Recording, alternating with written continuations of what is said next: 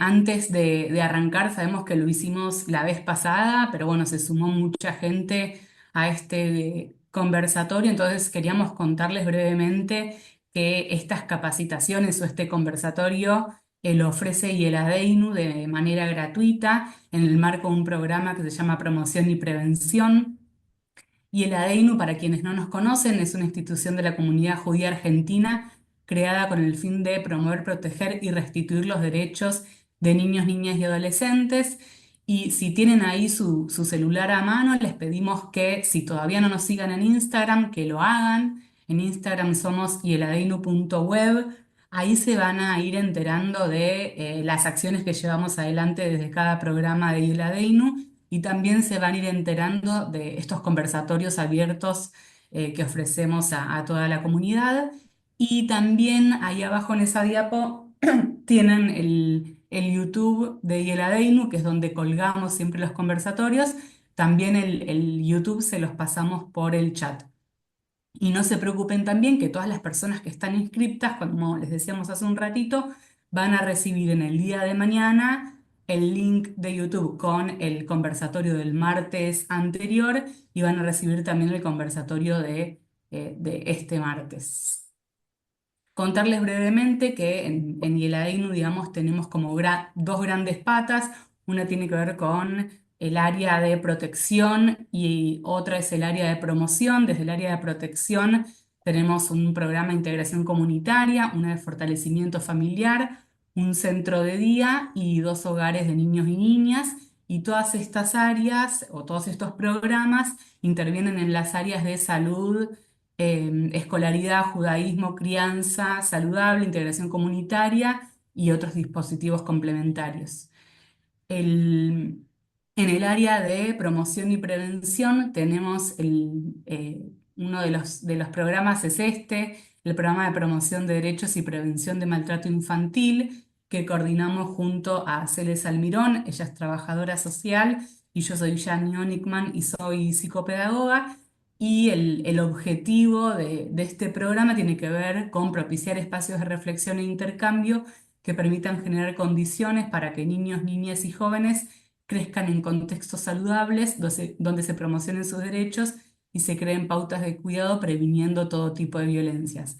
Para llevar adelante este objetivo, realizamos distintas acciones. Una tiene que ver con ofrecer espacios de capacitación y en las capacitaciones ofrecemos estos conversatorios abiertos a la comunidad, y también ofrecemos estos dos módulos que están transitando ustedes, el del martes pasado y este, los ofrecemos también de manera gratuita a clubes, organizaciones sociales, escuelas, espacios de educación formal y no formal. Así que en un ratito o al final de este conversatorio, lo que vamos a hacer es, les vamos a compartir un Google Forms para que todas las personas que trabajen en el marco de un club, institución educativa o organización social, puedan llevar adelante estos espacios de reflexión en sus instituciones de manera privada, digamos, o más íntima. Eh, Así que completando ese forms, después nosotros nos vamos a comunicar con ustedes para ver si podemos acordar agendas. Además también de estos conversatorios o capacitaciones gratuitas que ofrecemos, tenemos espacios de asesoramiento ante situaciones complejas con niños, niñas y adolescentes. Hay una página web donde tenemos colgado un montón de material destinado a familias y profesionales para la promoción de vínculos saludables.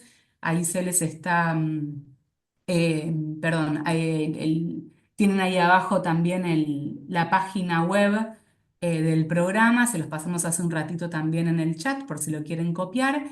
Y además de colgar este material en la web, también hemos confeccionado hace 2 años guías de actuación para el cuidado y protección de niños, niñas y adolescentes, o como protocolos de acompañamiento para espacios de educación formal y no formal. Además de estas acciones, hay un programa que se llama Melavim, que es un espacio de formación de acompañantes terapéuticos, terapéuticas. Este sí no es un espacio gratuito, pero es un espacio de formación de acompañantes terapéuticos y terapéuticas muy accesible. Este curso de acompañante terapéutico se puede cursar, es de manera virtual y se puede cursar en turno mañana o turno tarde. Arrancó el 21 y el 24, pero bueno, está el celular de Virginia, que es quien coordina este espacio de formación. Le pueden escribir a ver si aún están a Perdón, tiempo para sumarse. perdón, Jan, empiezan en abril, 24 de abril y 21 de abril. Ah, tenés razón, es abril. Me había quedado con marzo. Sí, eh, es abril. Ahí está. Así que olvídense, tienen súper tiempo, pero bueno, aprovechen a escribirle por los cupos. En realidad estaba pensando que estábamos en abril. Bueno, y ahora sí vamos a arrancar con este conversatorio que es acompañamientos y abordajes ante situaciones de violencia desde una perspectiva de derechos. Vamos a compartirles brevemente los contenidos de este encuentro. Vamos a arrancar trabajando en cómo nos puede impactar la vulneración de derechos siendo adultos o adultas referentes de cuidado o educadores educadoras. Después vamos a trabajar en los aspectos que podemos acompañar y fortalecer en niños, niñas, adolescentes y en las familias para la promoción de vínculos saludables y de cuidado. Y después vamos a trabajar sobre abordajes comunitarios subjetivantes, acompañamiento y estrategias con familias para pensar en el abordaje integral para proteger a niños, niñas y adolescentes.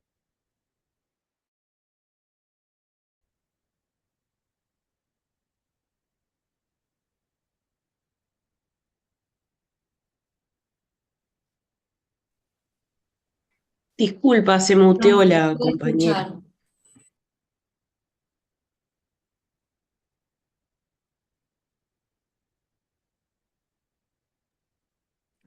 Ay, perdón, no sé, se me mutió.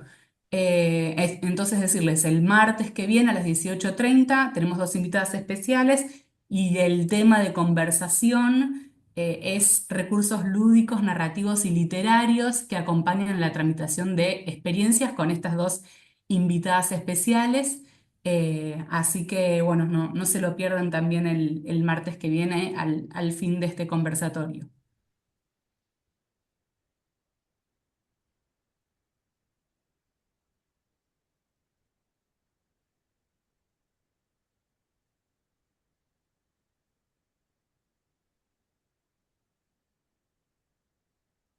Ahí, Celes, no sé si estás.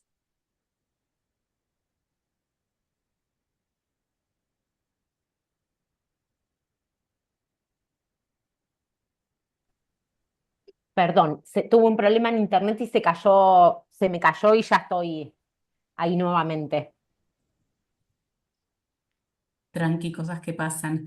Pero bueno, mientras él se va acomodando, contarles también que esta es información que también va a salir en el Instagram, que de mayo a noviembre también vamos a ofrecer un conversatorio gratuito, pero esta vez va a ser un conversatorio donde tenemos todos invitados, invitadas especiales, y el eje de conversación va a ser en torno a la promoción de vínculos saludables y de cuidado, pero en relación a juventudes y adolescencias, y quizás ir adelantándoles que en el mes de mayo nuestra invitada es Karina Kaplan, que va a trabajar sobre violencia en las escuelas, y en el mes de junio va a ser Daniel Levy, que va a trabajar respecto de autolesiones y suicidios y cómo prevenir o acompañar estas situaciones en el marco de instituciones. Así que bueno, síganos en las redes sociales y el adinu.web. Así también se enteran de este conversatorio que va a durar de mayo a noviembre. Bueno, y acá estoy, bienvenidas y bienvenidos. Yo soy Celeste, como me presento Yani, y la idea de esta primera parte del conversatorio es poder como charlar sobre lo que nos puede pasar como educadoras y educadores frente al acompañamiento de una situación de maltrato, ¿no? Cuando damos cuenta que hay alguna situación de vulneración de derechos en algún niño, niña o adolescente con quien yo estoy trabajando, y esto nos puede pasar, como lo vimos en el encuentro anterior, porque hay un relato concreto de un niño o una niña que nos cuente alguna situación de violencia, o porque identifiquemos y vayamos armando lo que le va sucediendo a ese niño o a esa niña por ciertos indicadores, por preocupaciones que se nos van presentando. de esto a veces no se habla, creo yo, lo suficiente, ¿no? Del qué nos puede pasar como educadoras y educadores, y tiene que ver con que, por suerte, somos personas que elegimos trabajar en ámbitos educativos, de educación formal o no formal, pero que cuando escuchamos el relato, cuando registramos que hay una situación que algún niño o niña está transitando de maltrato, nos pasan un montón de sentires, y eso es real. No podemos negar eso, lo que sí tenemos que poder tener siempre ahí como objetivo y como luz en el camino es que nuestra prioridad es el bienestar de ese niño o de esa niña, y que yo puedo ser una adulta referente que genere algo distinto con ese niño, con esa niña, que habilite algo distinto, ¿no? Entonces, esto nos pueden generar situaciones de angustia, de frustración, de mucha ansiedad, pueden aparecer otros sentimientos de enojo con esa familia, de enojo con la persona que está generando la situación de violencia, con la persona que no está haciendo nada para que esa situación de violencia no siga sucediendo. Pero para esto es necesario trabajar en equipo. Eh, Porque si yo creo que estoy sola frente a una situación, probablemente sea mucho más avasallante de saberme en equipo, de saber que hay otras compañeras y compañeros con los que puedo trabajar y con los que tengo que trabajar para pensar en cómo acompañar esa situación. Em, Esto es algo que a veces a quienes trabajamos en acompañamientos sociales nos cuestan, y hay algo que cuando tenemos más años de experiencia también sentimos que, bueno, hay un montón de situaciones que nos salen más fácil, que las sabemos hacer. Al final del encuentro y hablamos un poco de cómo acompañamos a las familias y a los niños y las niñas, pero podemos empezar a naturalizar un montón de esas situaciones. Pero es importante poder tener registro, poder trabajar con el resto del equipo sobre qué ve, sobre cómo cree que está esa situación, sobre si hace una lectura distinta o no, para poder saber que no estamos solas en esta situación, y que también no tenemos que ser las salvadoras o salvadores de esas personas, ¿no? De ese niño o de esa niña. Sí, nos podemos convertir en personas referentes de confianza en la que ese niño o esa niña encuentre al ojo, encuentre una persona adulta que mire distinto, que escuche, que valide esos sentires, pero somos personas y estas situaciones nos atraviesan, y también ahí hay algo que si no lo podemos hacer por nosotras, es interesante hacer el ejercicio de pensar qué transmitimos cuando yo como persona adulta frente a un niño, soy como un superhéroe, ¿no? Una heroína, que todo lo puedo. Ahí estoy transmitiendo eso, y ahí tengo que poder entender que las personas adultas también tenemos límites, también nos cansamos, también nos enojamos, y tenemos que poder registrar cuando eso nos pasa para hablarlo con el equipo y poder corrernos, ¿no? Y en esto también poder registrar si estamos en condiciones de hacer ese acompañamiento o si necesitamos pedir un relevo en esa función. Y esto sí es importante que por eso también está en negrita lo del pedir el relevo, porque tiene que ver con que yo no me puedo correr de una situación e irme y decir, bueno, esto de alguna manera va a tomar, se va a acomodar, o algo va a pasar, o esta familia es de esta manera y la verdad que la forma de vincularse es esa. Yo eso es algo que no puedo hacer. Si yo soy una adulta que trabaja con infancias y con adolescencias, y tomo cuenta de alguna situación de violencia, tengo que pensar en cómo acompañarla. Pero sí hay algo que puedo hacer, y que es alzar la voz y decir si no estoy en condiciones de hacer ese acompañamiento. Y ese acompañamiento puedo no estar en condiciones de hacerlo por muchos motivos. Por motivos personales, porque somos personas y no siempre estamos de igual manera, o no siempre algunas situaciones nos ponen en juego otras cuestiones. Y también porque a veces, y ahí es esto del no querernos salvadoras, a veces tenemos que también poder leer si está bueno que yo siga acompañando en esa situación, o si hay algo de lo que se agotó, o si hay algo en ese vínculo con esa familia que nos conocemos hace un montón de tiempo y que yo ya, la verdad, la miro con cierta desesperanza. Digo, esto que estoy proponiendo ya no va a salir, ya intenté, ya lo probé, hicimos acuerdos y no sucedieron. Entonces, para cuando esto aparece y puede aparecer, tengo que poder poner la voz en alto y decir, yo esta situación me parece que estoy mejor para correr, me parece que estoy mejor para que entre algún compañero o alguna compañera para poder acompañarme. Me parece que eso es importante y es necesario, para cuidarnos, pero también para cuidar a ese niño o esa niña, porque probablemente si yo estoy atravesada y no estoy pudiendo hacer una lectura correcta, no voy a poder acompañar de la mejor manera. También hay que tener en cuenta que hay situaciones cíclicas o crónicas y que es necesario ampliar la mirada, eh, porque muchas veces repetimos las intervenciones sin darnos cuenta, hacemos la misma intervención con esa misma familia, con ese mismo niño o niña y no sucede nada, o a veces suceden, hay una cierta estabilización en esa situación, pero después puede volver a surgir. Entonces, es importante en esto de ampliar esa mirada que a veces puede ser sesgada o con mayor desesperanza o con menos confianza. Entonces, tenemos que poder ampliar esta mirada y que puedan otras personas empezar a acompañar, empezar a dar otro, su punto de vista, empezar a plantear otras estrategias y otras formas de acompañamiento. Y eso no quiere decir que yo esté abandonando esa situación a ese niño o a esa niña. Yo estoy haciendo eso en pos de que el acompañamiento a ese niño o a esa niña sea lo mejor posible. Pero tenemos que poder habilitar eso de que los vínculos con la familia se agotan o hay algunas situaciones que por tener un vínculo de mucha cercanía nos cuesta más marcarlo, entonces necesito que entre Yani para que sea Yani la que pueda hablar sobre ese tema, porque yo la verdad es que no me siento habilitada para decírselo en ese momento, o porque vengo acompañando en otra cuestión, porque vengo acompañando más en cuestiones pedagógicas y yo tener otro tipo de intervención puede romper ese trabajo que veníamos haciendo. Hay algo de poder definir estratégicamente en cómo se da ese acompañamiento. Y también tenemos que poder pensar en que hay situaciones de maltrato, de violencia, que nos puede costar más identificar, tramitar o intervenir, ¿no? Y eso es importante el poder hablarlo con el equipo nuevamente. El poder decir que a mí tal situación, no sé, por ejemplo, a mí hace muchos años cuando empecé a trabajar con Yani, había una situación que era la de marcar a las familias cuando había trabajábamos en un espacio comunitario y cuando había una situación de maltrato hacia un niño o niña por parte de las familias, me era incómodo pensar en cómo intervenir.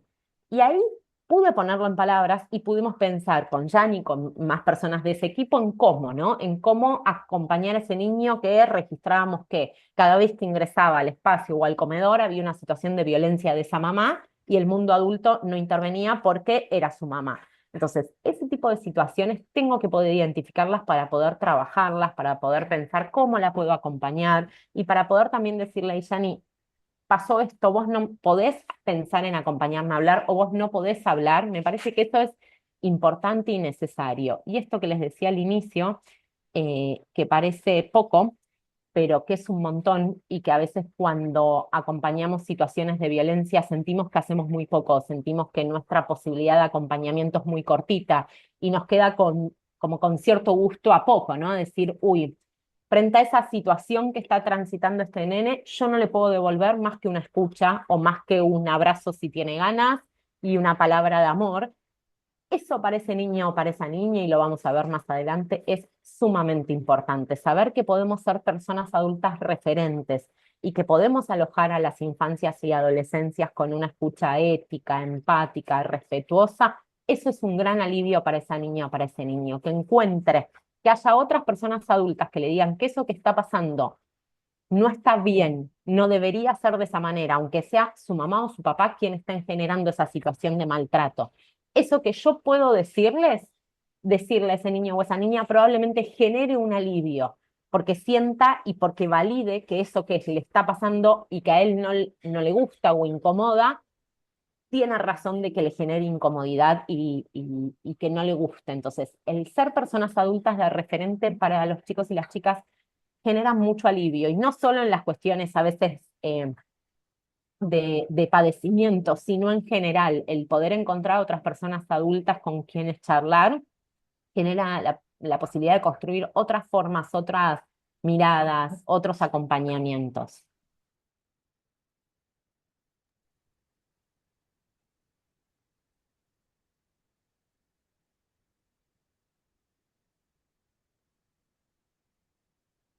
Bueno, no sé si ahí se está demorando un poquito quizás en cargar la próxima diapo. pero la idea ahora es pensar en qué aspectos podemos promover en niños, niñas, adolescentes y familias para la promoción de vínculos saludables.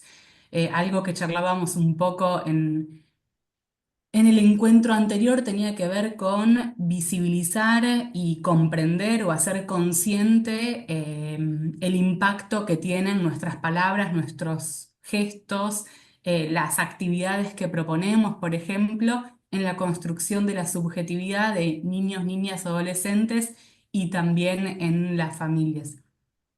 Avísame, Cele, si querés que... Ah, ahí va, que comparta yo.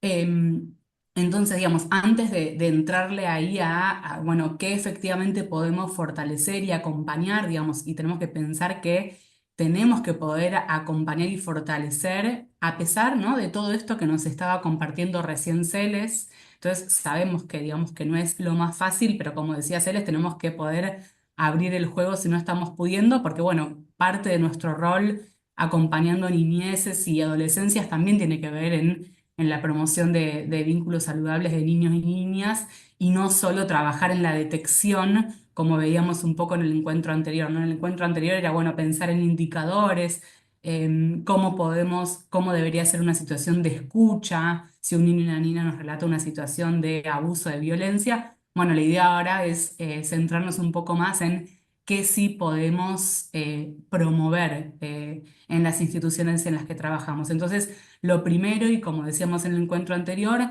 hacer como bien consciente la representación que tenemos de las infancias, de las adolescencias y de las familias, y entender que cada cosa que decimos o que dejamos de decir, o nuestras miradas o nuestros gestos, tienen impacto en la subjetividad de familias, niños, niñas y adolescentes, y entender también, sí, o entender que tanto para las niñeces como las adolescencias están atravesando o la primera infancia y la adolescencia están atravesando por etapas subjetivas y de desarrollo en la que toda persona significativa, ¿no?, cuando le dice algo, le devuelve algo de sí mismo o de sí misma, bueno, eso opera también como un espejo y que es un momento en el que están construyendo su personalidad, su identidad, que están construyendo la forma que tienen de entender y de percibir el propio cuerpo, ¿no? Entonces, como estamos acompañando a niñeces y adolescencias también en un periodo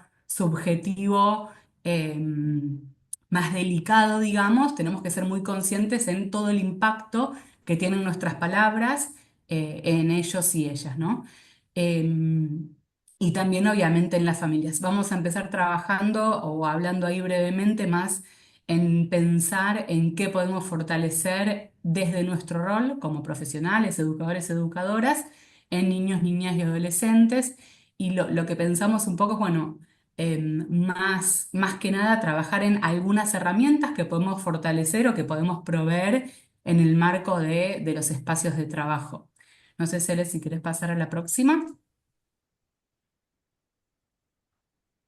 Bueno, una de las primeras cuestiones que nos parece muy interesante pensar en favorecer o fortalecer tiene que ver con el armado de redes subjetivas entre niñeces y adolescencias. O sea, acá quizás lo que pensamos más fuertemente tiene que ver con que, bueno, efectivamente nosotras queremos que la institución en la que trabajamos sea un espacio de refugio, ¿no?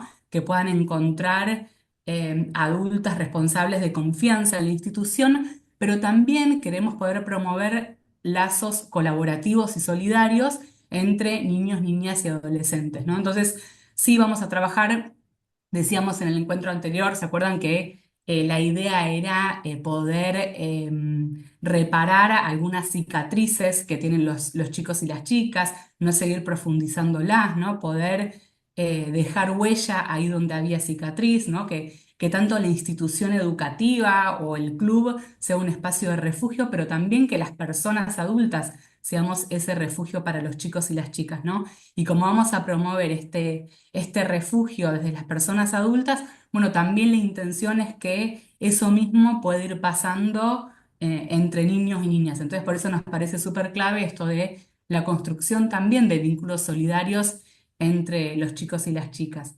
Y en relación a esta posibilidad que tenemos de ser refugio, algo de esto decía Celes, ¿no? Como que tenemos la posibilidad de que en la escuela o en la institución suceda algo distinto, que para los chicos y las chicas sea un lugar de esperanza, que se pueda reparar eso que les está pasando, no necesariamente porque se modifique, por ejemplo, la situación de padecimiento, pero sí saber, por ejemplo, que hay instancias que podemos generar o actividades que podemos ofrecer que reparan, que van reparando de a poquito esa cicatriz, incluso a pesar de que esa situación de violencia siga persistiendo a lo largo del tiempo. Entonces tenemos posibilidad de hacer un montón de cosas desde nuestro lugar de adultos o adultas referentes. Y esto es, bueno, también garantizando que el espacio educativo sea un espacio seguro, cálido y de confianza para los chicos y las chicas. Y una forma de reparar esa herida social que puede ser provocada a veces dentro de la misma institución o fuera de la institución, a veces se puede reparar también conversando acerca de eso que le pasa a los chicos y las chicas. Y la idea también es que en esta conversación que podemos ofrecer, también los chicos y las chicas aprendan que las emociones pueden ser públicas, ¿no? En el sentido de que las emociones y las cosas que les pasan puedan ser compartidas, ¿no? Y colectivizar el dolor y que entre todos los chicos y las chicas también podamos pensar acciones o en esto de vínculos solidarios, colaborativos y cooperativos, donde podamos también ayudar a aliviar el dolor de otro niño, otra niña, ¿no? Entonces, poder pensar a las emociones y el padecimiento como algo público, ¿no? Algo que puede ser compartido con otras personas y en este compartir y en este poner en palabras hay posibilidad de reparar esa cicatriz o de aliviar, ¿no? Y de poder dejar huella. Entonces, otro de los aspectos que nos parece súper interesante poder habilitar y ejercitar tiene que ver con la conversación. O sea, la posibilidad de que los chicos y las chicas nos cuenten lo que les está pasando no es algo que va a suceder de manera espontánea. O sea, es algo que se va trabajando. Es muy difícil que un niño y una niña nos cuente algo si no fue ejercitando un espacio de conversación y que pueda atravesar espacios de conversación, quizás sobre su fin de semana, sobre su vida cotidiana. Algo de esto trabajamos en el encuentro anterior respecto de la comunicación, pero si pensamos, por ejemplo, en el trayecto educativo de los chicos y las chicas, pensemos cómo en el nivel inicial se ofrece de manera sistemática, por ejemplo, el espacio de ronda, ¿no? Siempre se suele arrancar las actividades de nivel inicial con un espacio de conversación o ver quién vino, quién no vino, y se anotan quiénes faltaron, pero se suele arrancar con una ronda, o al menos una ronda donde se canta una canción para saludarnos, nos miramos, vemos quiénes estamos, nos reconocemos, y eso es algo que pasa en la primera infancia y que después, en la mayoría de los casos, deja de suceder, ¿no? Ese encuentro de conversación de manera sistemática. Entonces nos parece súper importante, si queremos que un niño y una niña nos cuente respecto de algún padecimiento, es muy importante que pueda ir atravesando espacios de conversación donde seamos personas adultas que estemos ahí disponibles, que estemos calmas para poder escuchar y que se pueda ir ejercitando ese diálogo, ¿no? Si se va ejercitando ese diálogo, ¿no? Un espacio de respeto, de escucha, de validación y de reconocimiento de las emociones de los otros y las otras, reconocimiento y validación de aquella mini anécdota que tiene una niña que nos quiere compartir, no sé, que durante el fin de semana le compraron tal juguete, ¿no? Y a nosotras quizás parece, bueno, uy, una niñedad esto que nos está contando, pero es importante esto, reconocer las cosas que les pasan a los chicos y las chicas, aunque incluso a nosotras nos parezcan muy pequeñas, porque si no las reconocemos es muy difícil que después nos compartan algún tipo de padecimiento, ¿no? Entonces es mostrarnos como adultas disponibles o adultos disponibles para la conversación y poder ofrecer de alguna forma espacios sistemáticos de diálogo, ¿no? Donde se respete, se valide, se reconozcan los sentires. Algo que traíamos en el encuentro anterior es, bueno, sabemos que esto que estamos planteando de poder ofrecer espacios sistemáticos de conversación No siempre es posible por los tiempos institucionales o por las exigencias, pero es importante tener esto presente, ¿no? Si los chicos y las chicas o los jóvenes no ejercitan esta posibilidad de conversar sobre cosas que le pasan en la vida cotidiana, después romper la barrera para contarnos algún padecimiento, bueno, es bastante difícil. Entonces, bueno, si somos docentes de una sala o de un curso, bueno, quizás no seamos nosotras las que debamos ofrecer de manera sistemática esto, porque ya tenemos un montón de tareas, pero pensar, bueno, quién de la organización, de la institución puede tomar este rol de ofrecer estos espacios sistemáticos de conversación y de apertura al diálogo. O sea, y sabemos que como en el encuentro anterior compartíamos indicadores, ¿no? Como esto de ir buscando pistas para ver si un niño o una niña está atravesando algún malestar o algún tipo de violencia, sabemos que es importante, pero también sabemos que es mucho más fácil saber qué le está pasando a un niño o una niña si escuchamos cómo se siente, ¿no? Entonces, poder pensar de qué manera podemos habilitar estos espacios de reconocimiento, de escucha para niños, niñas y adolescentes. Y en relación a esto, este ejercicio de conversación, digamos, saber que a veces nos ponemos impacientes, ¿no? Y que queremos llenar el relato a un niño y una niña porque es algo que ya nos contaron o porque ya podemos anticipar lo que nos van a decir. Bueno, quizás en la primera infancia eh, o en niñez es importante que hagan este ejercicio de armar los relatos, ¿no? E ir encontrando las palabras que representen lo que les está pasando y las emociones que van sintiendo en eso que les va pasando, ¿no? Así que dejar que se ejercite eso de alguna manera. A veces se puede hacer de manera oral y a veces se puede hacer de alguna otra forma, ¿no? Pero ejercitar ese relato de los niños y las niñas. En relación a las temáticas de conversación, a veces pasa que cuando empezamos a ofrecer de manera sistemática estos espacios de diálogo y de conversación, tenemos que estar como ahí muy conscientes de no generar tabú respecto de ninguna temática. No sé, hay alguna temática que nos enoja o nos da vergüenza, o alguna pregunta que nos incomoda de algún niño, niña o adolescente, bueno, es importante, digamos, no censurar ahí esa pregunta, pensar, ¿no? Como un poco por qué nos enoja esa pregunta. A veces hay preguntas que nos incomodan y que no nos animamos a contestar en voz alta, y cuando esa pregunta nos incomoda, bueno, cortamos la conversación. Bueno, ahí está bueno poder registrar ese enojo, esa incomodidad que nos genera y poder devolverle a los chicos y las chicas, bueno, que yo no sé sobre esta temática o no estoy segura si está bueno que te conteste esto en esta grupalidad, ¿no? Pero poder devolverle algo a los chicos y las chicas, saber que podemos postergar una respuesta, que no tenemos todo el saber, como decíamos en el encuentro anterior, que podemos postergar esa respuesta, decirles, miren, la verdad que Celes sabe un montón de intimidad, así que voy a charlar con Celes a ver si mañana quiere venir a conversar sobre esto con ustedes, ¿no? Pero no generar tabú respecto de algunas temáticas que sabemos que también ayudan a la prevención de violencias, ¿no? Porque los chicos y las chicas, si hay temáticas, por ejemplo, quizás vinculadas, por ejemplo, con las partes íntimas que nosotras censuramos, bueno, lo que van aprendiendo o no que censuramos, digamos, pero sí que no, o que no habilitamos, algo que van aprendiendo los chicos y las chicas es que, bueno, en este lugar yo no puedo hablar de nada respecto de mis partes íntimas. Esto no quiere decir que no encuadremos, ¿no? Que se puede hablar de cualquier cosa en cualquier lugar, en cualquier momento, pero sí ser conscientes de, bueno, qué están aprendiendo a veces los chicos y las chicas cuando no habilitamos un tema de conversación.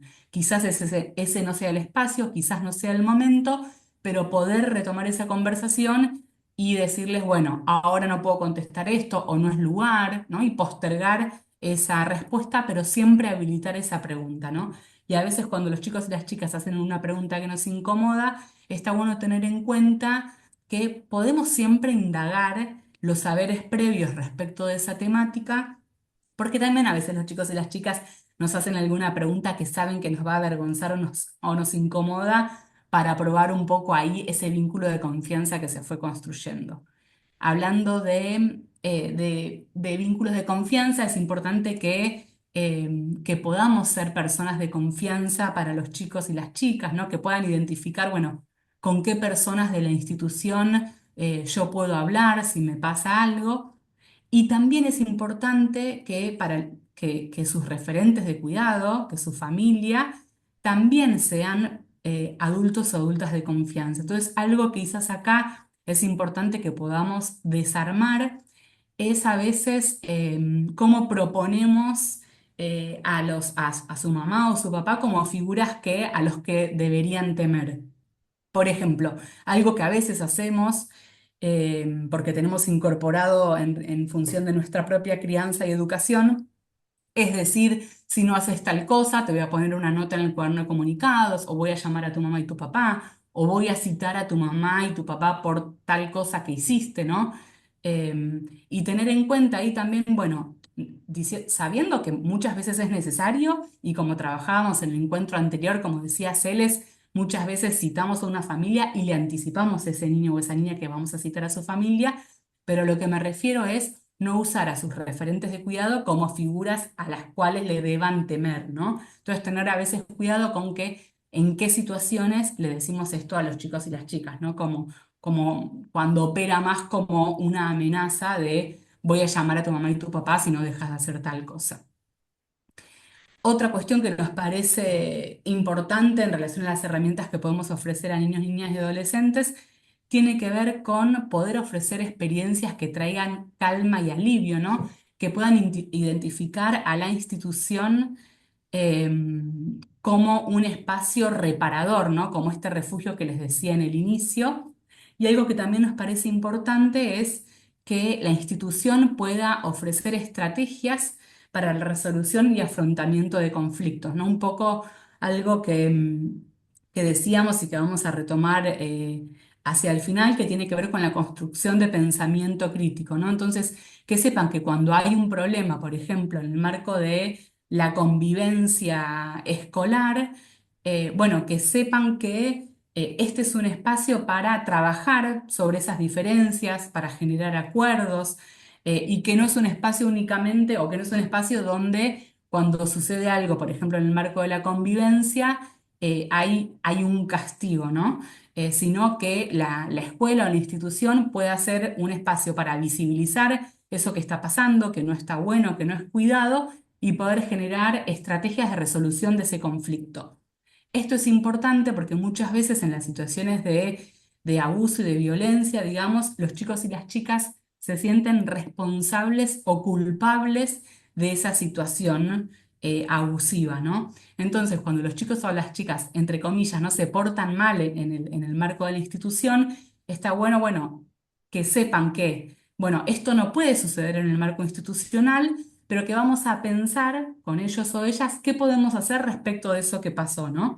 Entonces, en este sentido de que la escuela sea un espacio de resolución de conflictos, que también sepan que si les pasa algo en la calle, que si les pasa algo en el marco intrafamiliar donde se sienten culpables, bueno, que no pasa nada si lo abren en la institución, porque no hay personas adultas que castigan, sino que hay personas adultas que intentan promover un pensamiento crítico y que van a acompañar esa problemática que está aconteciendo.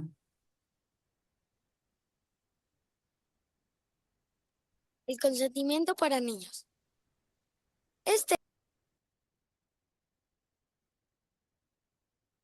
Perdón que se me pasó la de diapositiva. Bueno, y en relación a esto que venía hablando Yani y en lo que podemos instalar y trabajar con los niños y con las niñas, nos parece que hay algo en relación al cuidado de la salud de su cuerpo y el cuerpo de los demás y las demás, que tienen que ver con la intimidad, con los secretos y con el consentimiento, ¿no? Que es algo que tenemos y que podemos trabajar desde edades muy pequeñas, el empezar al ser coherentes con lo que proponemos, les decimos y con lo que hacemos. Y en relación a la intimidad, tiene que ver con poder respetar ese espacio de intimidad y de privacidad, ¿no? Es fundamental poder generar instancias en las que respetamos esos espacios para ser coherentes cuando después les pedimos que respeten el espacio de privacidad o de intimidad de una compañera, de un compañero. también hay algo de esto que es interesante poder trabajar con las familias, ¿no? En relación a esta coherencia. A veces las personas adultas no nos damos cuenta que mandamos mensajes que pueden ser confusos para los chicos y para las chicas, ¿no? Hay algo de la construcción de los espacios de intimidad y privacidad que se tienen que construir desde muy chiquitos. Esto, ¿no? De cuando un niño pequeño quiere ir al baño y, no, y quiere cerrar la puerta. Muchas veces a las personas adultas sentimos que eso no es necesario. O muchas veces las personas adultas cambiamos a una niña, a un niño, frente a otras personas adultas sin registrar esa situación de exposición, ¿no? Sin registrar que ahí estamos enseñando que cualquier persona del entorno puede ver su cuerpo. Entonces, en eso es cuando lo que planteamos de la coherencia, en empezar a poder trabajar y anticipar cuando hacemos algo que involucra su cuerpo, ¿no? Eh, Cuando trabajamos sobre todo con primera infancia, que necesitan mucho acompañamiento, porque hay una autonomía en desarrollo y necesitan mucho acompañamiento, es importante poder anticipar si vamos a hacer cambio de pañales, si vamos a ir al baño. Muchas veces también hay algo del trabajo de esa autonomía que podemos ir al baño y quedarnos afuera y pedirle que nos digan si necesitan algo, empezar a construir ese espacio de intimidad en el que solo habitan ellos y ellas, en el que en el baño lo habito solo o sola, ¿no? Teniendo siempre en cuenta las edades. Una niña que está dejando los pañales y que va al baño y que necesita ayuda, la voy a ayudar porque si no ahí estoy descuidando y está siendo negligente no ayudarla en esa situación.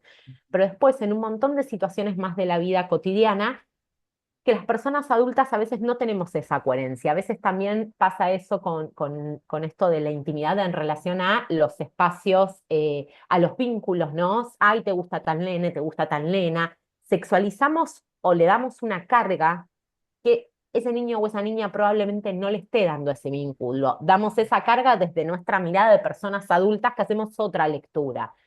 Em, También algo que hacemos muchas veces y que para mí es interesante el poder repensar es exponer a las niñeces frente a pares o a otras personas adultas, ¿no?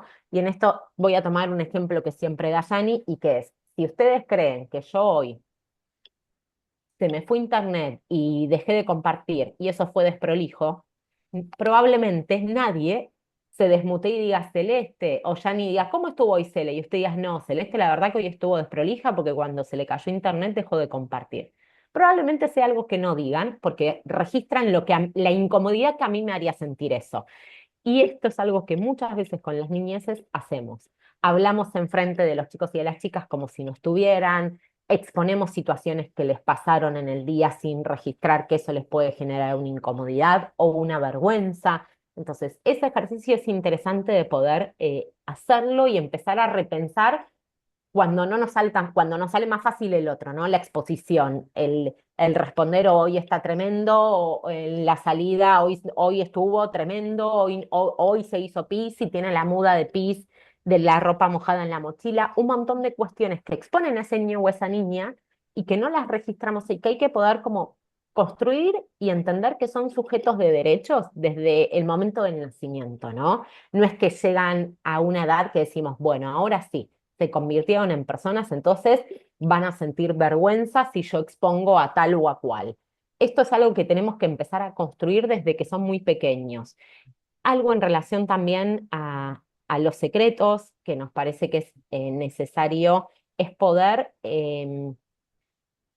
también sobre la intimidad, pero sobre todo con secretos y consentimiento, poder hacer ejercicios que los chicos y las chicas puedan, ¿no? Brindar herramientas en las que los chicos y las chicas puedan detectar qué situaciones les generan incomodidad, qué situaciones no les gustan, qué situaciones les dan dolor de panza. Cuando yo planteo que tenemos que poder discernir entre los secretos buenos y malos, probablemente un niño de 10 años pueda entender qué es lo que yo estoy diciendo, porque hay una concepción más abstracta de lo que significa bueno y de lo que significa malo.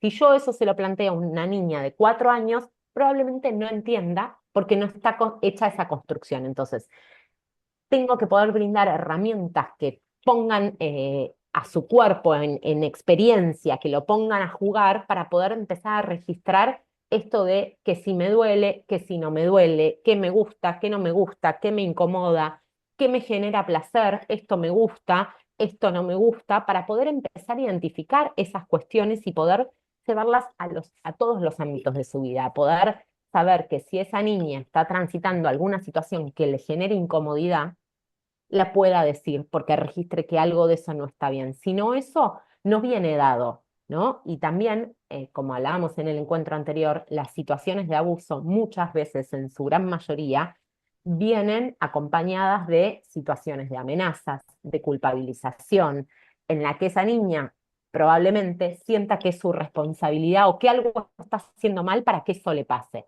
Entonces, tenemos que poder trabajar en dar esas herramientas previamente, en poder construir esas herramientas, en poder respetar cuando una niña nos dice o un niño nos dice, esto me incomoda o esto no me gusta, que ahí muchas veces también tendemos a decir, bueno, no importa. Bueno, sí importa, porque si yo pido que puedas poner en palabras y yo después no respeto, y en esto vuelvo a lo que hablábamos al final del encuentro anterior, siempre con una presencia adulta que cuida y que no se trata de ser negligentes, no se trata de hacer todo lo que los chicos y las chicas quieran y que ahí no aparezca una mirada adulta que cuide y que busque el bienestar en las niñeces, pero sí poder en las instancias que son viables escuchar, respetar, validar que algo de eso no les esté gustando, para poder como hacer este ejercicio y que puedan después también ponerlo en práctica, ¿no?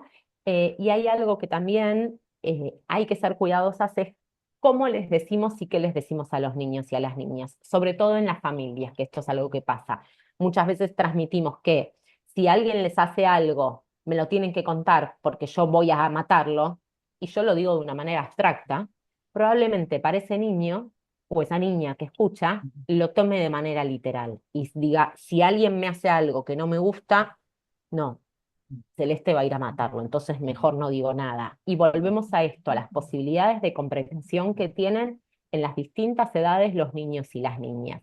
Y ahora, para cerrar esta parte del cuidado de su salud y del propio cuerpo y del cuerpo de los y las demás, vamos a cerrar con un videíto sobre el consentimiento. Eh, que también el consentimiento es básicamente el poder registrar la incomodidad y poder ponerla en palabras, poder saber qué es lo que sí me gusta y qué es lo que no me gusta.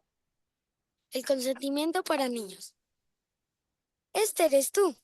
Ok, no se parece exactamente a ti, pero digamos que eres tú y este es tu cuerpo. Y tú, solo tú, decides qué haces con tu cuerpo. Nadie tiene el derecho de decir qué haces con tu cuerpo. Ni siquiera tus amigos, ni los extraños, ni los adultos que conoces. Solo tú. Por cierto, eso se denomina autonomía corporal. Y eso es lo que se trata el consentimiento. Todos somos diferentes. A algunas personas les gusta abrazar y a otras odian los abrazos. Y cada persona decide cómo se siente cómoda. Entonces esto significa que a las personas que les gusta abrazar, ¿pueden salir a abrazar a todo el mundo? No. Ellos necesitan el permiso o el consentimiento de las personas. Pero ¿cómo saben las personas si tienen el consentimiento? Pues preguntando, ¿quieres que te abrace? Sí, me gustaría. ¿Puedo sujetar tu mano? No, prefiero que no. Ok.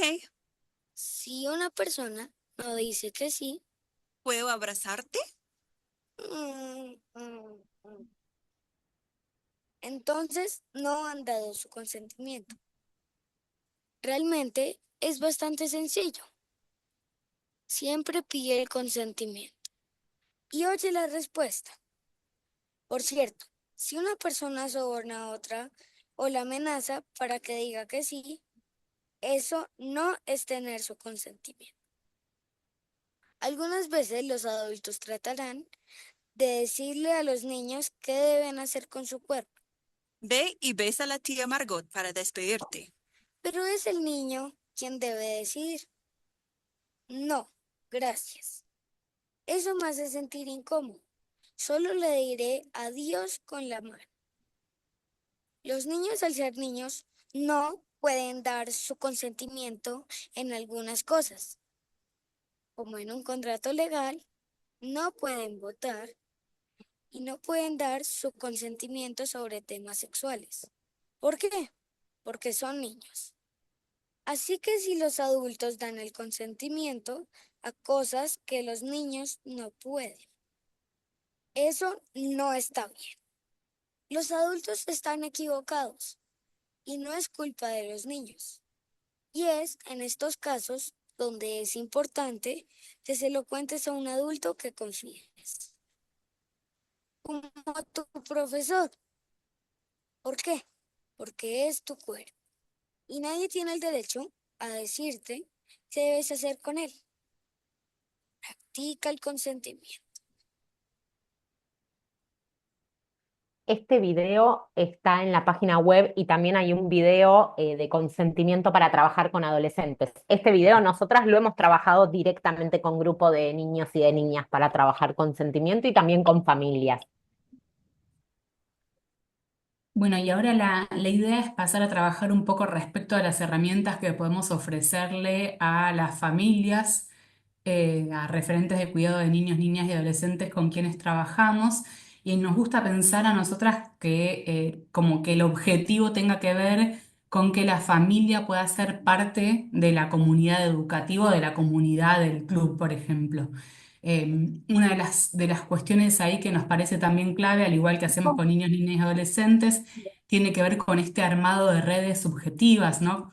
Poder un poco ampliar ahí esa red de referencia, de contención o de refugio, y que no sea únicamente la institución la que pueda acompañar alguna problemática de la familia, sino que también, por ejemplo, puedan ser otras familias que están atravesando por situaciones similares. Entonces ahí, de la misma manera que fomentamos en niños y niñas los vínculos de cooperación, y ahí hay alguien, ahí está. De la misma forma que con niños, niñas y adolescentes fomentamos vínculos de solidaridad, cooperación y vínculos colaborativos, también la intención es hacer lo mismo con las familias, entonces poder generar como institución espacios donde las familias se puedan encontrar y conocer, y que quizás el objetivo de ese encuentro tenga que ver con que suceda algo placentero. No quiere decir en esto que siempre sea la institución que tenga que estar coordinando alguna actividad, sino al menos promover estos espacios y tener en cuenta como algo de la importancia de, bueno, de no construyamos rivalidad entre las familias, intentemos ahí armar redes entre las familias, redes de cuidado también para las familias, ¿no? Entonces, bueno, que tengan espacios de encuentro que también puedan ser espacios de placer para todos los referentes de cuidado. En relación a este armado de redes subjetivas o de redes entre las familias, sí, además de poder generar estos lazos colaborativos entre las familias o de cooperación o de encuentro para que no sientan soledad, por ejemplo, en la crianza o en la etapa evolutiva que están atravesando niños, niñas o adolescentes, sí, obviamente que nos parece también importante poder ofrecer espacios de intercambio grupal para las familias. Como decíamos antes, bueno, tenemos que contar con recurso humano para poder hacer esto. No es que un educador o una educadora puede llevar a cabo, por ejemplo, la tarea pedagógica y además hacer todas estas cosas que vamos nombrando, ¿no? Tiene que haber alguien destinado a este trabajo en particular. Julieta, se te está activando el micrófono a cada ratito. Entonces, en relación a los espacios grupales que podemos ofrecer a las familias, bueno, si trabajamos en instituciones hace rato, sabemos cuáles son las problemáticas individuales o grupales recurrentes, ¿no? Si trabajamos, por ejemplo, en un centro de primera infancia, sabemos que los procesos de adaptación, que el control de esfínteres, que la construcción del lenguaje, que la construcción de límites o de pautas de cuidado son temáticas recurrentes de interés para las familias. Entonces, algo que podemos hacer es, bueno, ir a ofrecer esos espacios de conversación sobre esas temáticas que ya conocemos. Con Celes, por ejemplo, en un centro de primera infancia que trabajábamos juntas, armábamos un buzón en la puerta de la institución en el momento que sucedían las adaptaciones, y les les pedíamos a las familias que prioricen esos temas de conversación que nosotras creíamos relevantes, pero además, ¿no? de estos, por ejemplo, de estos temas que les tiraba recién, sí, si queremos trabajar en la promoción de vínculos saludables y en la prevención de violencias, algo que nos parece muy clave es ofrecer espacios de conversación entre las familias donde poder trabajar respecto de la crianza de sus hijos e hijas. Para trabajar sobre la crianza, como les decíamos en el encuentro anterior, si quiero trabajar en mis vínculos con niños y niñas, seguramente antes tenga que trabajar sobre qué pasó en mi propia infancia, ¿no? Y empezar a detectar aquellas violencias que tengo naturalizadas, ¿no? Como que tengo que poder trabajar sobre esa matriz vincular construida en mi infancia. Entonces, con las personas adultas, con las familias con las que trabajamos, si vamos a trabajar la temática de conversación que tenga que ver con la crianza, saber que también está bueno poder desandar algunas violencias, repensar la propia infancia y qué cosas aprendieron las familias respecto de cómo son los vínculos entre una mamá, un papá y un niño y una niña, ¿no? Para desnaturalizar esas violencias que tienen muy arraigadas, ¿no? Eso es como, nos parece que si vamos a trabajar sobre crianza, sobre pautas de cuidado, límites, primero hay que ir a trabajar, al menos brevemente, respecto de cómo fue la infancia de esas personas y desnaturalizar algunas cuestiones que pasaron en la propia infancia. Una vez que podemos pensar respecto de la propia infancia de esas personas adultas, vamos a poder ofrecer espacios de conversación para repensar cómo está siendo la crianza o el acompañamiento hacia sus hijos e hijas, ¿no? Que ahí también se puedan desnaturalizar algunas violencias, que puedan pensar qué tipo de vínculos están promoviendo para sus hijos e hijas, em, qué es lo que está aprendiendo un niño, una niña o adolescente cuando pongo o marco un límite de tal manera, ¿no? Cuando propongo un castigo, les estoy enseñando a que tienen que tener miedo porque si no pasa tal cosa, ¿no? Como a veces es interesante cuando les preguntamos a las familias qué te parece que está, ¿no? Marco un límite de tal manera y cuando les preguntamos, ¿y qué te parece que está aprendiendo? ¿No? Cuando hacemos explícita esa pregunta, también se empiezan a hacer visibles algunas cuestiones que como la familia la venía repitiendo porque así fue su infancia, bueno, lo hacía un poco, repetía esa historia con sus hijos e hijas, ¿no? Y cuando hacemos la pregunta, ¿qué tipo de vínculo te parece que estás promoviendo? ¿Qué está aprendiendo tu hijo o tu hija? Bueno, a veces ahí podemos generar algún movimiento, siempre intentando no juzgar a las familias, poder acompañar y hacer preguntas que movilicen, ¿no? Y referirnos también a las experiencias de otras personas que están en ese taller y poder explicitar, bueno, también que la crianza, digamos, es súper compleja, que siempre hay algo que nos cuesta y habilitar bueno, esas problemáticas que sabemos que suceden, ¿no? A veces no esperar a que la traigan las familias al taller, sino dar por hecho, ¿no? Que algo está pasando respecto de la crianza y que es súper difícil, que esto es algo que se les trae siempre, que me parece muy interesante, como esto, demos por hecho de que acá hay algo que está costando, ¿no? Porque es súper difícil criar niños, niñas o adolescentes. Entonces, bueno, ofrecer estos espacios de grupalidad para pensar respecto de la crianza, lo difícil que es compartir experiencias y colectivizar ahí saberes. En estos espacios grupales nos parece también muy importante que las familias puedan conocer respecto del desarrollo evolutivo de niños, niñas y adolescentes para registrar, bueno, esto tiene que ver con el desarrollo, no me está pasando solo a mí con mi hijo o hija adolescente o con mi hijo o hija de 3 años, es algo que tiene que ver con el desarrollo, que no me está poniendo a prueba, ¿no? Esto de no sentirme en soledad y conocer las posibilidades de los niños, niñas y adolescentes también es promover vínculos de cuidado, ¿no? Porque alivia un montón saber, bueno, esta es una etapa que se va a pasar y esto es algo que no solo me está pasando a mí, le está pasando a todas las personas de este taller, por ejemplo, ¿no? Como hacer algo, pensar algo en relación a la frustración que le puede estar generando esa familia si no sabe que eso es parte del desarrollo evolutivo normal o esperable. También nos parece súper importante en relación a las familias conocer algo de las historias de las familias. Con Celes, en todos los espacios que trabajamos, siempre intentamos hacer una pequeña entrevista inicial con las familias, que nos parece que es el espacio privilegiado para construir confianza, ¿no? Un vínculo de confianza y de escucha con esas familias.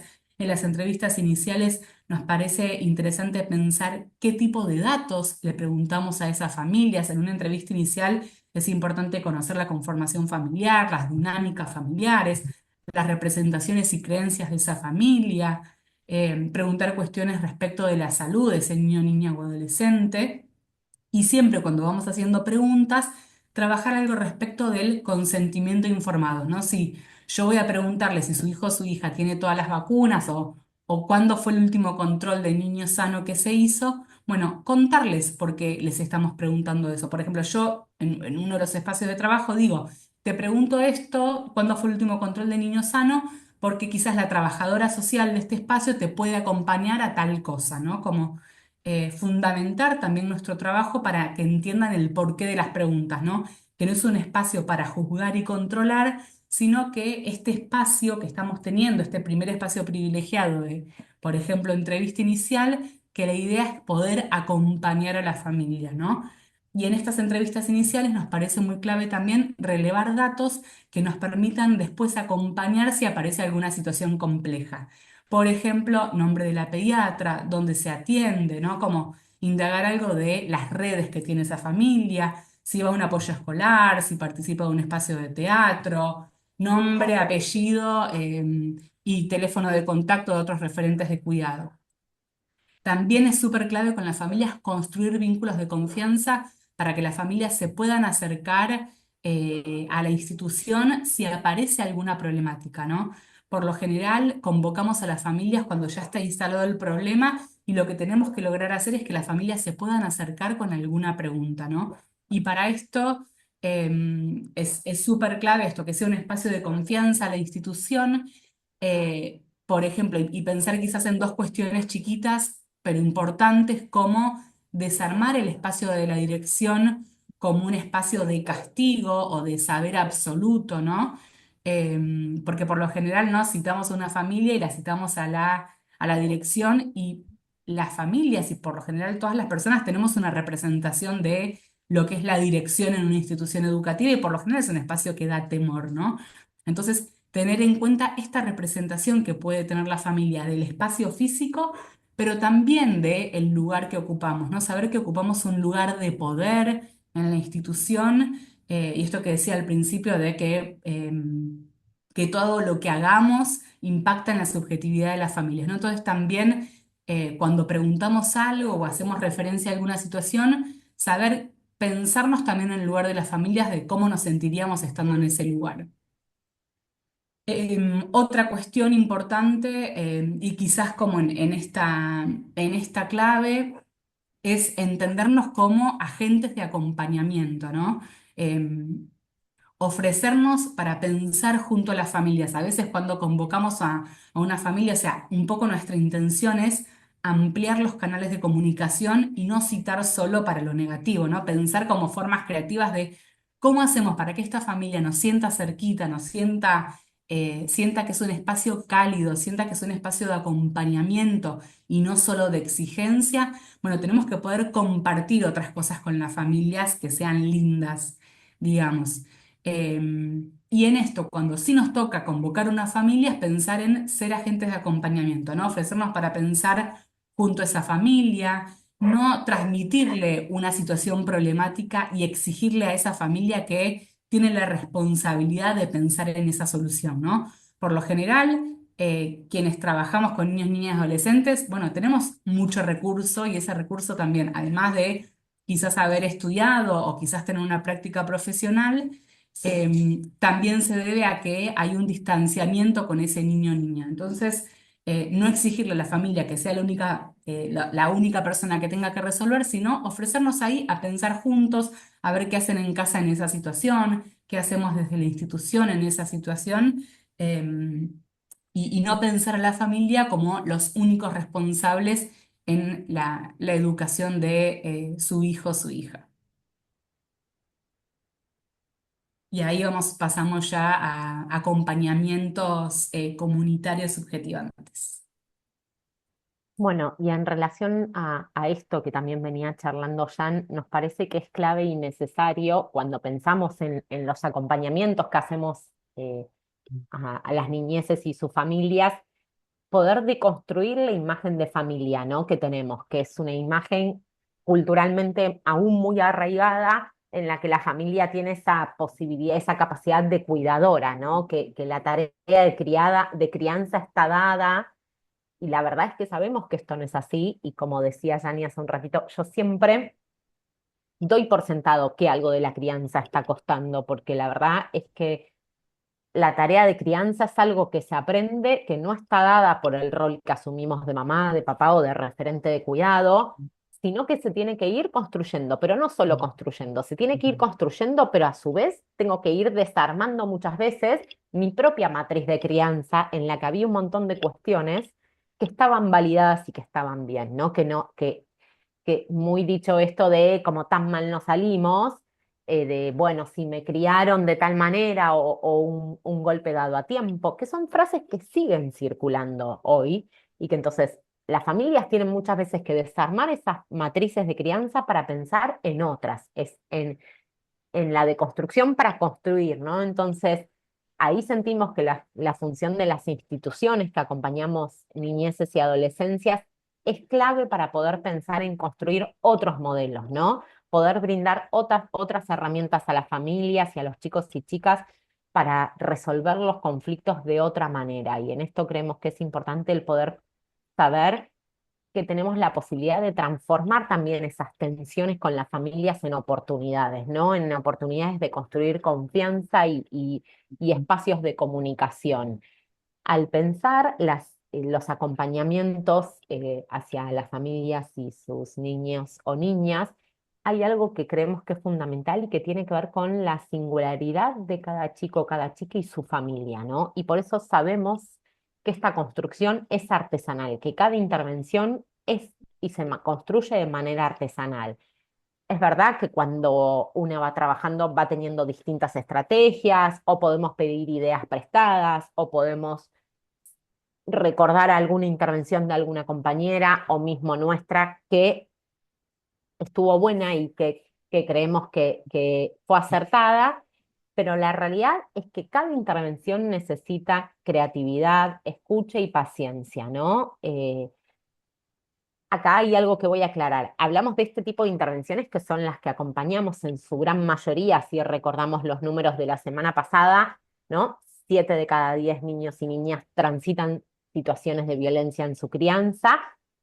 Esto que vamos a hablar hoy es para esas familias que transitan situaciones de violencia o de maltrato, pero que no son necesarias una intervención de urgencia, ¿no? Que esto quede claro, que no lo aclaré al inicio, de frente a una situación del relato de abuso, yo no voy a hacer esto. Probablemente yo lo que haga es activar un protocolo y que haya una intervención de otro tipo, que haya una intervención, si es en Capital Federal, de la Defensoría, de la Guardia de Abogados, de otro tipo, pero la realidad es que en la mayoría de situaciones que acompañamos son las situaciones que hay que deconstruir para construir otras formas de crianza, ¿no? Y en estas es importante poder tener la singularidad de esa familia, poder saber que tengo que poder escuchar a ese niño o esa niña, escuchar a esa familia, para poder pensar en delinear una estrategia, ¿no? Y esto sí es importante, el delinear una estrategia, aunque después esa estrategia te fije, pero sí es necesario para poder ir pensando cuáles son los pasos a seguir. Muchos cuando maltrato surgen otro montón de aristas en las que es necesaria también un acompañamiento. Bueno, yo ahí tengo que definir una estrategia para saber también qué es posible desde la institución y qué no. Y qué puedo pensar en articular con otras instituciones y cuál es nuestro propio límite, ¿no?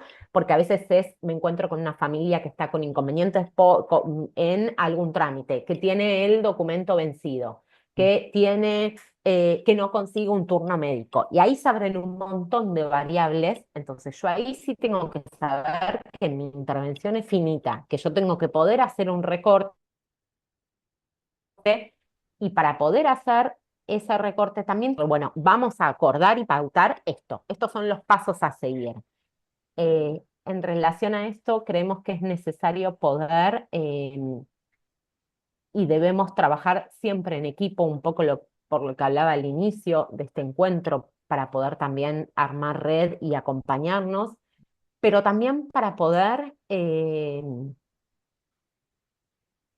habilitar otra escucha, corrernos en el caso de que sea necesario, poder airear muchas veces mi escucha, poder decir, bueno, yo acá la verdad es que siento que no estoy pudiendo o siento que todo lo que estoy haciendo no está sucediendo o no está saliendo como yo espero. Y a veces también en ese trabajo con equipo, en equipo nos permite tener distintas miradas sobre una misma problemática, ¿no? Encontrar quién es la mejor o el mejor interlocutor en ese momento, cuál es la elección de la estrategia que vamos a seguir, por qué en este momento aparece Yani y no yo, poder ir armando de manera colectiva esta intervención. Pero esto hay que hacerlo de manera acordada, no es que es yo llego yo hoy y digo, uy, no, yo voy en esa situación, yo hoy voy a tener la reunión. Porque también ahí hay algo de no respeto con esa familia. Para poder acompañar en esa intervención, yo tengo que poder historizar esa situación. Sino también para las familias a veces se vuelve muy agotador cuando cada vez que me vuelvo a sentar te vuelvo a contar mi historia familiar, ¿no? Podemos repensar si nos queda alguna duda o pregunta, pero sí es necesario y por eso acá para mí es muy importante la sistematización. Y cuando digo sistematización a veces queda muy grande y no es eso, es poder dejar escrito lo que conversamos en un encuentro, lo que yo observo de eso, de ese encuentro, cuál es mi mirada sobre lo que sucedió, cuáles son los acuerdos que hicimos, qué es lo que de ese encuentro, si no tengo una entrevista guiada, qué es de ese encuentro lo que me quedó resonando para pensar en cómo acompañar. Eso sí es necesario y es un recurso necesario para quienes trabajamos, pero también es un recurso necesario para las familias para poder sentirse escuchadas. A veces, y hay familias que transitaron situaciones en algunas instituciones que no fueron tan placenteras. Entonces también a veces llegan con cierto temor a la institución y tenemos que poder alojar y escuchar. También tenemos que poder priorizar siempre el bienestar de ese niño, de esa niña, ¿no? Saber que mi objetivo es lograr que ese niño o esa niña pueda transitar su vida, pueda desandar, pueda contar lo que le está doliendo o molestando. También es necesario poder tener, y en esto también es lo que hablamos en el encuentro anterior, de poder anticipar si voy a citar a esa familia, poder trabajar los miedos que aparecen en ese encuentro con la familia. También es importante que podamos contextualizar esa situación y situar, ¿no? Eh, si yo escucho el relato de una niña o registro algo que me alerta, que me genera alerta sobre que ese niño o esa niña pueda estar transitando una situación de vulneración de derechos, muchas veces imagino escenarios ya prearmados, ¿no? Ya me imagino esa situación. Y ahí es importante poder buscar información, poder buscar la información en la institución de distinta índole, pedagógica, de trayectoria educativa, si hubo otras intervenciones o no, si hubo otros hermanos o hermanas en esta escuela, si hay otra familia, si tengo los datos de esa entrevista inicial de si va a algún otro espacio comunitario, si va a un apoyo escolar, si tengo los datos de la pediatra, si es un niño o una niña que sostiene un espacio terapéutico, poder contextualizar para no imaginar, sino armar la historia de ese niño o de esa niña y no imaginarla, que es algo que muchas veces no sucede. También poder tener una escucha atenta y valorar los saberes, y es importante para poder construir de manera conjunta.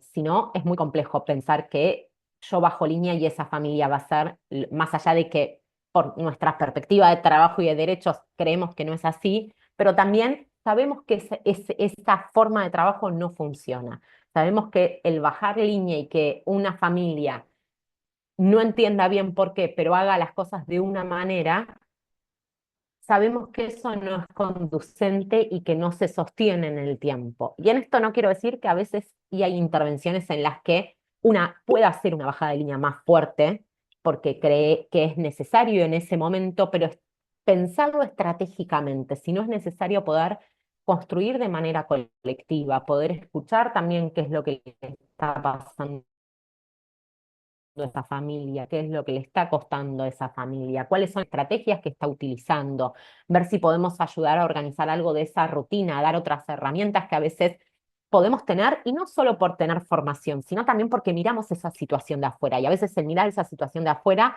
nos da otras herramientas, como nos dan otras herramientas cuando nosotras decimos que tenemos que abrir los acompañamientos y las miradas y necesitamos a veces espacios de supervisión o de covisión para repensar algunas situaciones concretas que estamos acompañando. Bueno, esa mirada externa que a veces a nosotras nos ayuda, a las familias también la ayuda a veces a organizar y ordenar de otra manera. También poder tener empatía, y en esto hago una diferencia muy fuerte, que tener empatía no quiere decir justificar si una familia está teniendo situaciones de maltrato hacia un niño o una niña, pero sí poder tener una escucha empática en cuanto a que en la mayoría de situaciones las violencias son intergeneracionales. ¿Qué quiere decir esto? Que se repiten, que probablemente esa familia que hoy esté criando de una forma violenta fue criada de una forma violenta y no aparezcan otras herramientas o aparezcan otras angustias o aparezcan historias de vida muy crueles y dolorosas en las que también tenemos que poder generar el espacio de escucha y de escuchar desde un lugar empático, aunque el que sepamos que hay que sostener que esa no es la forma y que hay un marco legal que dice que la forma no es pegarle a un niño o una niña si hace algo que no está de acuerdo a lo esperado, pero sí tenemos que poder generar un espacio de escucha empática para poder también desandar esas formas de crianza que están muy instaladas y que muchas veces no aparecen otras porque no son conocidas otras. Y en esto es necesario la construcción de acuerdos con esa familia, que cada quien se lleve tareas para hacer en las que también podamos ir evaluando, ¿no? Y esto sí es importante para pensar en si es necesario en esta construcción de acuerdos y en este seguimiento y acompañamiento, si es necesario pensar otras intervenciones porque se han agotado, porque eso también es algo que puede pasar, porque a veces los escenarios familiares cambian y se generan otro tipo de situaciones que pueden poner en mayor riesgo a ese niño o a esa niña, y yo tengo que pensar en desarrollar otro tipo de intervenciones, porque a veces no alcanzaron las que fuimos haciendo o se agotaron, pero sí es necesario poder tener un seguimiento y ese seguimiento tiene que poder quedar escrito. También, y esto después de muchos años de trabajar en instituciones, eh, yo no soy dueña de ese trabajo o de ese acompañamiento. Y si yo no lo dejo registrado, ese acompañamiento, si yo me voy de la institución, me lo llevo conmigo. Puede quedar mi teléfono, me puede llamar alguna compañera, pero es mucho más complejo que eso suceda a que si queda registrado el acompañamiento que se hizo en tal o en cual momento a tal o a cual niño o familia, para poder también releerlo y pensar en qué es lo que se hizo, qué es lo que no se hizo y cómo es posible acompañar.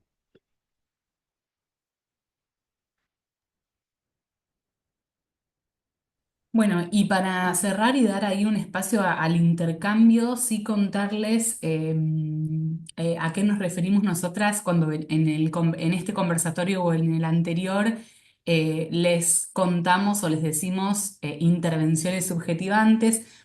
Este es un concepto que tomamos de una psicoanalista de niños, niñas y adolescentes que se llama Beatriz Janín, y cuando habla de intervenciones subjetivantes se refiere a poder ofrecer una mirada humanizante que reconoce y que valida a niños, niñas y adolescentes como tales, que son abordajes o acompañamientos que dan la posibilidad de construir placer, de sostener los vínculos con los chicos y las chicas a pesar de los conflictos que sucedan con ese niño, niña, adolescente. Son experiencias que promueven la posibilidad de simbolizar, de registrar los afectos, de ir anudando lo que pasa, ¿no? Ese afecto con un acontecimiento, ¿no? De ir construyendo historia con los chicos y las chicas. Y Para mencionar así brevemente, por ejemplo, algunas intervenciones subjetivantes que nosotras llevamos adelante son, por ejemplo, las rondas de palabras, que son espacios de mediación de conflictos, pero donde los chicos y las chicas asumen el protagonismo en definir qué es una problemática de convivencia y cuáles son los acuerdos necesarios para intentar resolver esa problemática que están planteando. Y lo que hacemos las personas adultas en esa ronda es garantizar que suceda en un espacio de respeto y de cuidado y hacer circular la palabra. Pero un poco la intención de estas rondas de palabras tiene que ver con el protagonismo de niños, niñas y adolescentes y la promoción de pensamiento crítico respecto de aquellos acontecimientos que les suceden, ¿no? Pero que sean ellos y ellas quienes definan la problemática.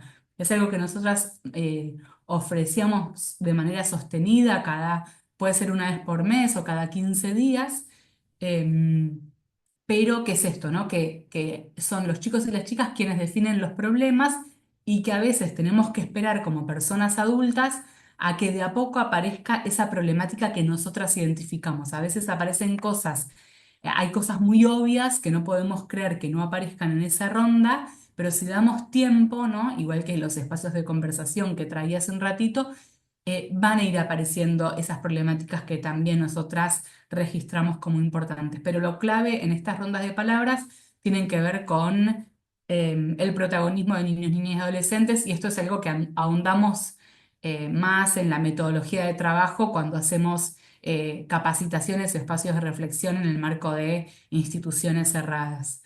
Otra, por ejemplo, otra propuesta ahí que tiene que ver para nosotras con un acompañamiento subjetivante, tiene que ver con ofrecer, por ejemplo, elección y asambleas de delegados y delegadas, poder ofrecerle a las familias un espacio de entrega de devoluciones que nosotras en esto de poder comunicarle a las familias cuando sucede algo lindo e invitarlas también para lo lindo, armamos como si fuera una entrega de diplomas por sala o por curso.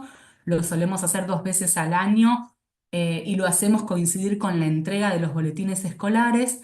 Y lo que hacemos es que el educador o la educadora tiene que pensar en algo para remarcar, en algo positivo para remarcar, más en clave social, de todos los niños y niñas de ese grupo, ¿no? Entonces, cada niño y niña va recibiendo esa devolución como si fuera una entrega de un diploma, se le pregunta a ese niño o a esa niña si quiere que lo leamos en voz alta, pero todos los chicos y las chicas y todas las familias saben que vienen a esa convocatoria para escucharnos decir algo lindo respecto de su hijo o su hija, ¿no? Y lo hacemos también coincidir con la entrega de boletines o de calificaciones porque sabemos a veces el impacto que tiene esto en las familias, chicos y chicas, ¿no? Pero esto es algo que también sistematizamos y es un evento festivo, ¿no? Lo hacemos en el marco de la jornada, por ejemplo, escolar. Y si te parece, Celes, para hacer rapidito, solamente les queremos compartir unas diapositivas con unas recomendaciones literarias, por si quieren tener ahí a mano, y abrimos ahí el micrófono unos 5 minutitos eh, para compartir comentarios. Estas placas, si les parece, está esta, hay otra más. Si les parece, se las podemos compartir por mail también, porque bueno, no llegamos a hablar de cada uno de estos libros y quizás ustedes no lleguen a tomar nota. Así que, Cele, si querés pasar a la próxima solo para que lo vean y si les parece o si quieren, nos mandan mail y les compartimos estas plaquitas para que puedan tener al menos los títulos de estos libros. Y bueno, agradecerles enormemente por la participación, por estar conectados y conectadas a esta hora. En la próxima diapo, para quienes no registraron, está nuestro mail y nuestra página web que de todos modos se las compartimos en el chat. Recuerden que nos encontramos el martes que viene a las 18:30 para el encuentro final de este conversatorio y que tenemos 2 invitadas especiales. El link de Zoom, sepan que es siempre el mismo. De todos modos, se los vamos a volver a reenviar. Y si quieren, bueno, ahí nos levantan la mano y les habilitamos el micrófono si tienen ganas de compartir algo.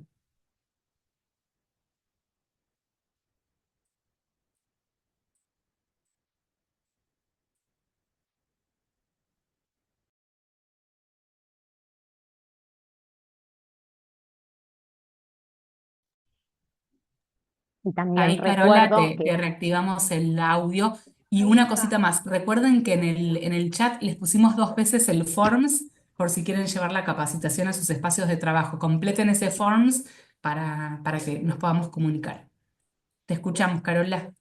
Una pregunta bien acotada, pero maravilloso, muy hermoso escucharlas. Felicitaciones, súper claras. Pero me quedaba pensando solo un dato que por ahí no es justamente el punto que ustedes abordan, pero sí viene bien como para abrir. Yo pensaba, yo no trabajo en instituciones o no en unas cuantas, en muchas trabajo de manera individual, en equipos interdisciplinarios, pero no institucionales, sino de profesionales. Si hay algún dato que puedan dar en relación a dónde se busca un protocolo o a dónde se puede armar red, ese llamado básico que dice ante una sospecha de algo, ¿con quién nos podemos comunicar?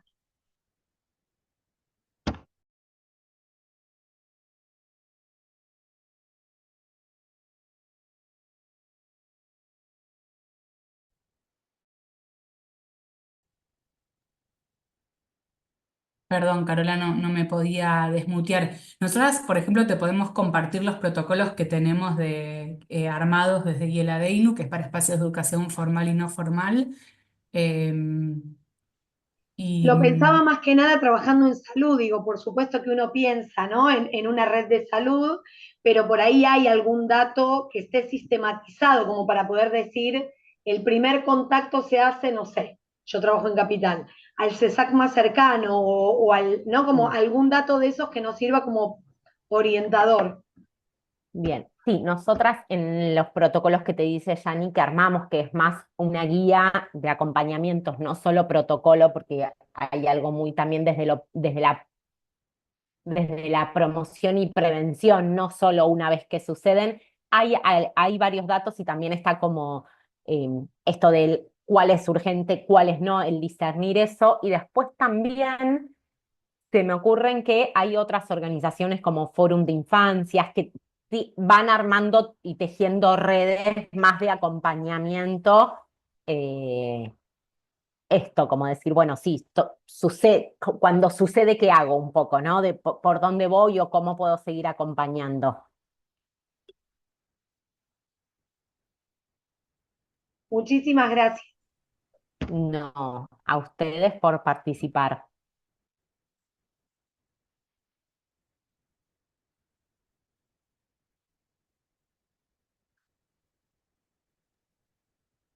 ¿alguien Bueno, más que si no tenga hay ganas ahí de ninguna compartir alguna otra. pregunta?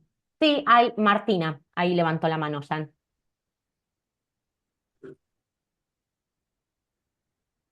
Ay, espérate, que se me movió. Ahí, te habilité, ahí está. Ahí está. Bueno, nada, decía como muchas gracias, está siendo súper interesante todo. Quería más que nada saber si el conversatorio que viene está grabado o algo, porque yo no voy a poder asistir.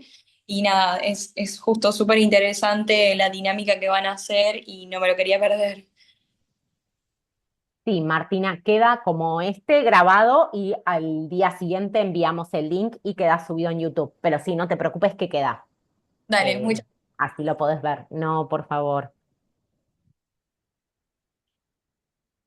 Bueno, muchas gracias a todas las personas que se Sí. quedaron hasta esta hora. Nos encontramos nuevamente 18:30. Vamos a arrancar 18:30 puntual, así que se pueden ir conectando y 25 si quieren. Así no nos quedamos hasta tan tarde, que sabemos todas las personas estamos ahí trabajando, al otro día madrugamos. Así que muchas gracias por estar de este lado. Y cualquier cosa, estamos ahí disponibles en Instagram, en el mail que les pasamos o en el WhatsApp. Muchas gracias.